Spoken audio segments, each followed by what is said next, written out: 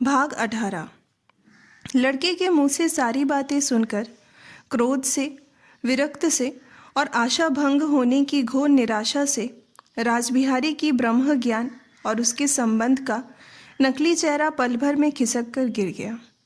वह तीखे कड़वे स्वर में बोल उठे, अरे भाई, हिंदू जो हम लोगों को नीच जात कहते हैं सो झूठ थोड़ी ही कहते हैं। हम ब्राह्मण हो या चाहे जो हो, आखिर केवर्थ ही तो है। कोई ब्राह्मण कायस्थ का लड़का होता तो भलमन साहन भी सीखता। अपना भला बुरा किससे होता है, जिससे नहीं। वह व्यवहारिक ज्ञान भी उसे पैदा हो गया होता। जाओ अब खेतों में हल बैल लेकर अपने कुल का काम करते फिरो। उठते बैठते तोते की तरह पढ़ाया सिखाया कि भले भले विवाह हो जाने दो, उसके बाद जो जी में आए करना। लेकिन तुमसे संतोष नहीं किया गया। तू चला उस पर हुक्म चलाने। वह ठहरी राय वंश की लड़की हरिराय की नातिन, जिसके डर से शेख बकरी का एक घाट पर पानी पीते थे।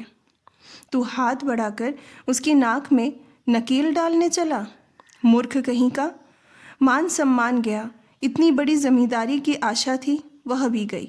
हर महीने में 200 रुपये वेतन के नाम से जो वसूल हो रहा था वो भी गया। अब किसान के लड़के खेती पाती करके गुजारा कर। अब तू मेरे पास आया है आंखें रंग कर उसके नाम शिकायत करने। जा जा, मेरे सामने से चले जा, भागे बदमाश शैतान। विलास ने स्वयं भी समझ लिया था कि अगर यह घटना न होती तो अच्छा होता। बाप की भीषण उग्र मूर्ति देखकर उसकी सारी तेजी उछल कूद बुझकर पानी हो गई। फिर भी जो ही उसने कुछ कैफियत देने की कोशिश करनी चाहिए, वैसे ही कुद्र पिता तेजी से अपने साथ वाले कमरे में चले गए। लेकिन राजबिहारी गुस्से से लड़के से चाहे जो कह दे, लेकिन काम के समय क्रोध में जल्दीबाजी करके काम मिट्टी कर देने वाले नहीं थे। आलस्य करके भी कभी उद्देश्य को नष्ट नहीं करते थे। इसलिए उस दिन वह धीरज धारण करके विजया को शांत होने का समय देकर दूसरे दिन अपनी शांति और अविचलित गंभीरता लेकर विजया के बैठक खाने में दिखाई पड़े और कुर्सी खींचकर बैठ गए। विजया के क्रोध की उत्तेजना धीरे धीरे मिट गई थी। वह अपने अत्यंत रूखेपन और निर्लज्ज ढिहाई को याद करके लज्जा से भरी जा रही थी। मकान के नौकर चाकर और कर्मचारियों के सामने ऊंची आवाज़ से जिस नाटक का अभिनय हो चुका था, शायद वह इसी बीच अनेक आकारों में फैलकर गांव के पुरुषों के घर घर कहाँ सुना जाता होगा और नदी तालाब के घाटों पर स्त्रियों की हंसी मजाक का विषय बन गया होगा। उसकी बदनामी की कल्पना करके विजया फिर घर से बाहर ही नहीं निकल सकी। उसकी यह लज्जा यह सोचकर और 100 गुनी बढ़ गई कि इस खबर का फैलना भी कहीं बाकी नहीं रहा कि आज जिसे उसने नौकर कहकर सबके सामने अपमानित करने में संकोच नहीं किया, 2 दिन बाद पति मानकर उसके ही गले में वरमाला पहनानी होगी। राजबिहारी अब धीरे धीरे कमरे में आकर चुपचाप मुस्कुराते हुए बैठ गए।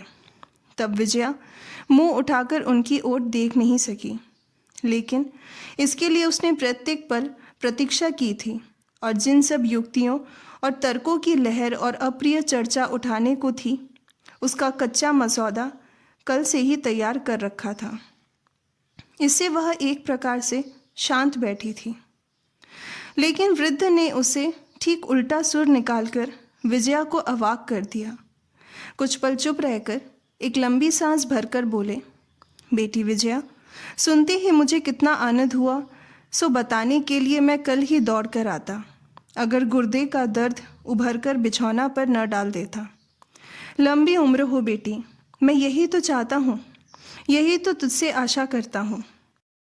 उन सर्वशक्तिमान मंगलमय से केवल यही प्रार्थना करता हूँ कि वह मुझे सुख में, दुख में, भले में, बुरे में जो धर्म न्याय है उसी के प्रति अडिग श्रद्धा रखने की सामर्थ्य दे। यह कहकर उन्होंने हाथ माथे पर लगाकर और आंख बंद करके सर्वशक्तिमान को प्रणाम कर लिया। फिर आंखें खोलकर उत्तेजित स्वर में कहने लगे, लेकिन यह बात किसी भी प्रकार सोच नहीं पाता विजया कि विलास मेरे समान सीधे भोले उदासीन व्यक्ति का लड़का होकर इतना बड़ा पक्का कामकाजी कैसे बन बैठा, जिसके पिता में आज भी संसार के कामकाज का ज्ञान, लाभ हानि का विचार पैदा नहीं हुआ। वह इतनी सी ही उम्र में ऐसा पक्का कामकाजी किस तरह हो गया? क्या उनका खेल है? क्या संसार का रहस्य है? कुछ भी तो समझने का उपाय नहीं है बेटी, कहकर आंखें मूंदकर उन्होंने फिर सिर झुका लिया। विजया चुपचाप बैठी रही। रासबिहारी थोड़ी देर चुप रहकर कहने लगे, लेकिन अति किसी भी बात की अच्छी नहीं होती। जानता हूँ, कार्य साधन ही विलास का प्राण है।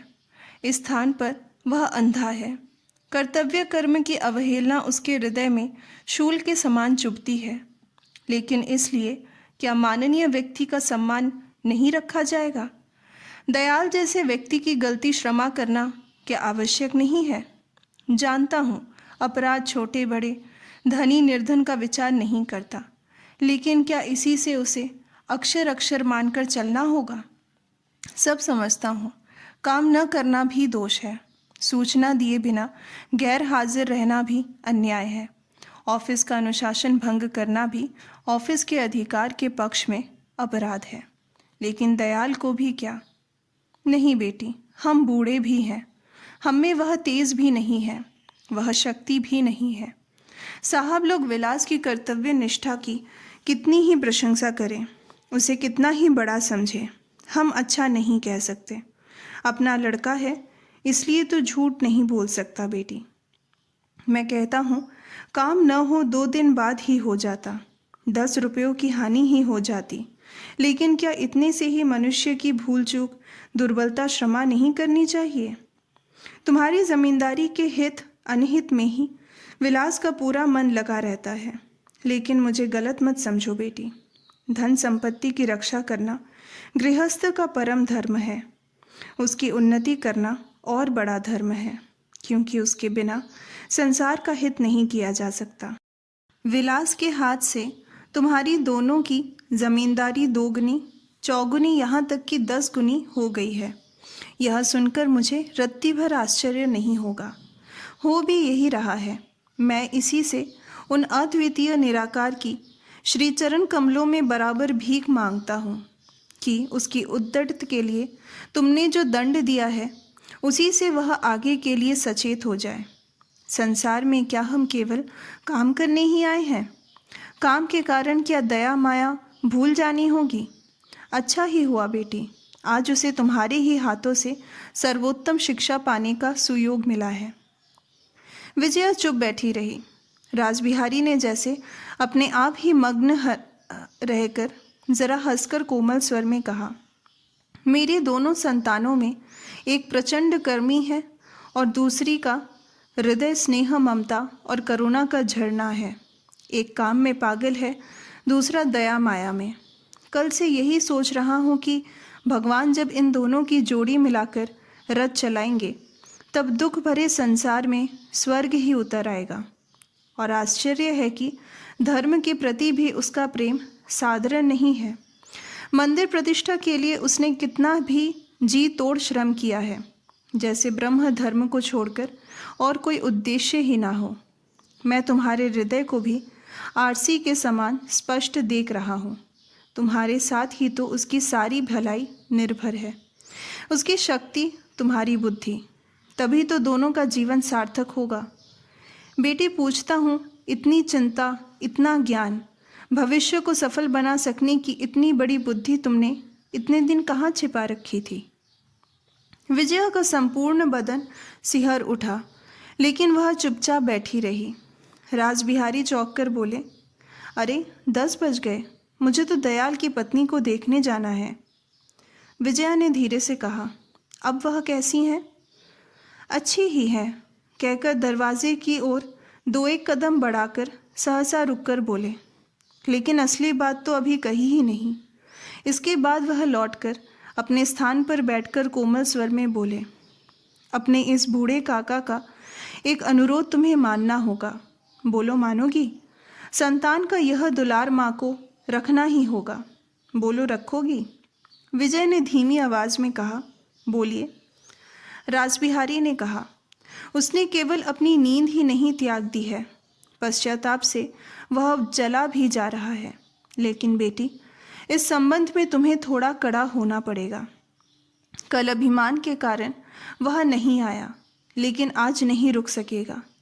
उसे तुम क्षमा कर दो। तुमने अन्याय का जो दंड उसे दिया है, कम से कम एक दिन और भोग ले।